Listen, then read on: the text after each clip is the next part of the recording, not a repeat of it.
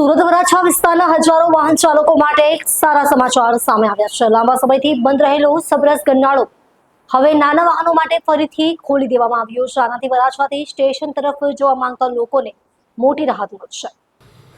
ઉલ્લેખનીય છે કે અત્યારે આ ગરનાળાનો ઉપયોગ ફક્ત નાના વાહનો જ કરી શકશે। ભારે વાહનોને હજુ આ માર્ગ પર મંજૂરી આપવામાં આવી નથી।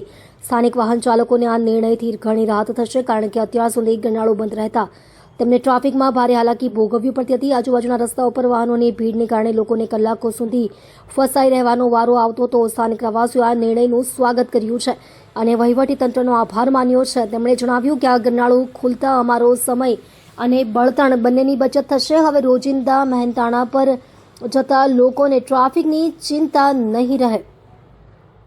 વરાછાના વિકાસ માટે આ નિર્ણય ઐતિહાસિક ગણાવાઈ રહ્યો છે। જોકે પ્રશાસને સ્પષ્ટ કર્યું છે કે નાના વાહનોને જ આ માર્ગનો ઉપયોગ કરવાની પરવાનગી છે। ભવિષ્યમાં પરિસ્થિતિ જોઈને અન્ય વાહનો માટે પણ નિર્ણય લેવામાં આવશે।